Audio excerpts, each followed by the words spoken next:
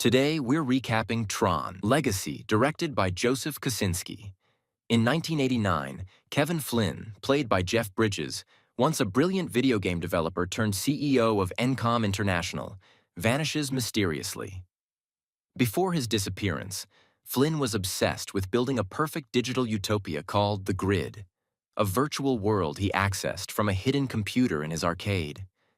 Rumors swirl for decades, but no one knows what happened to him, leaving his young son Sam Flynn to grow up without his father.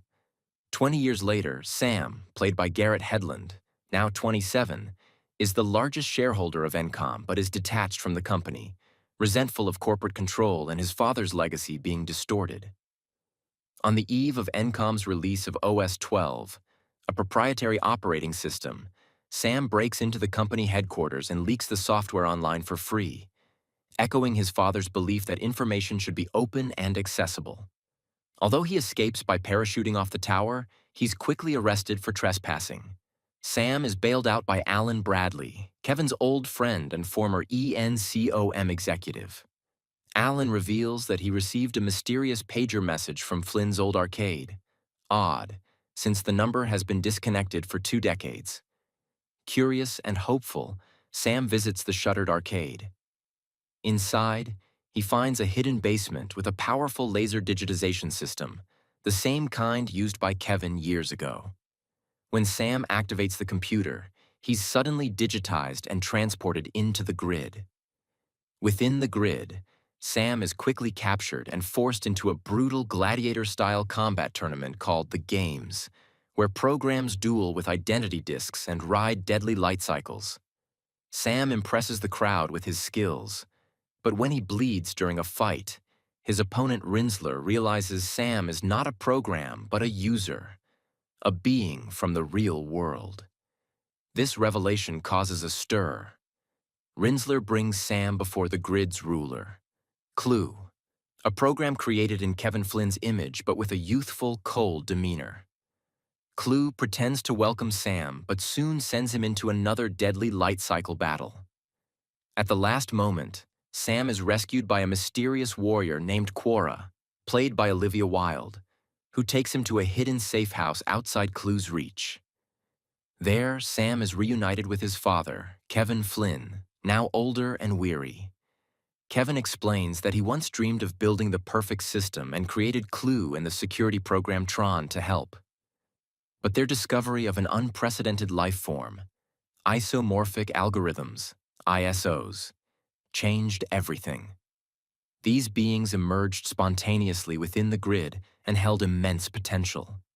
From revolutionizing medicine to understanding the fabric of existence. Clue, programmed to pursue perfection, saw the ISOs as a flaw. He betrayed Kevin, turned TRON against him, and led a genocidal purge of the ISOs. Kevin barely escaped, fleeing into exile, but lost access to the portal connecting the Grid and the real world when it closed. He's been trapped ever since. Clue orchestrated the pager signal to lure Alan, or anyone close to Kevin, into the Grid, hoping to gain access to the portal again.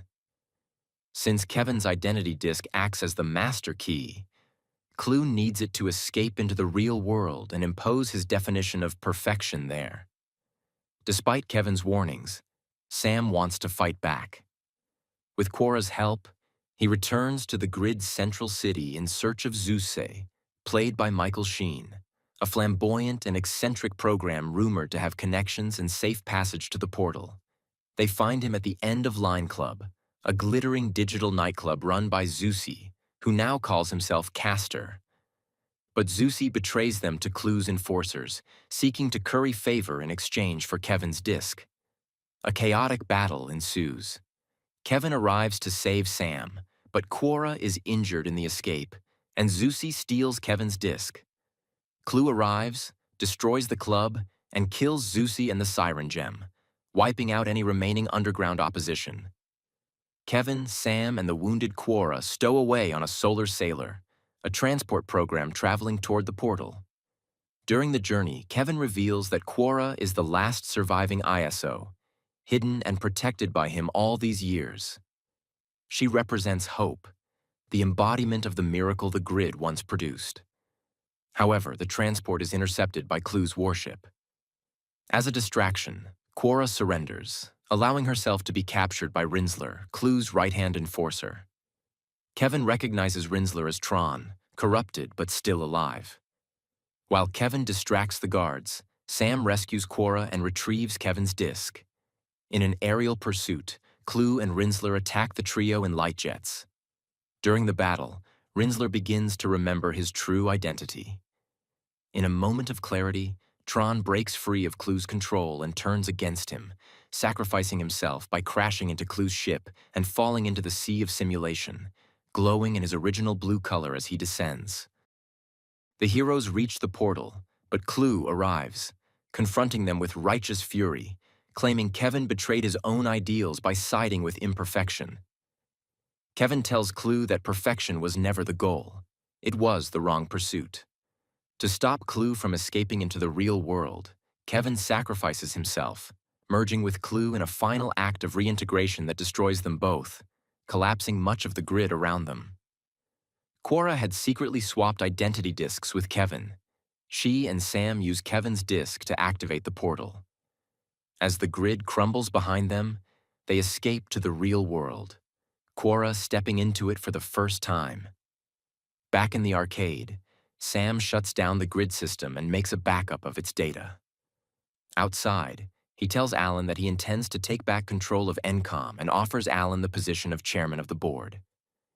In the final scene, Sam and Quorra ride off on his motorcycle as the sun rises, symbolizing a new dawn for both the digital and real worlds. Thanks for watching.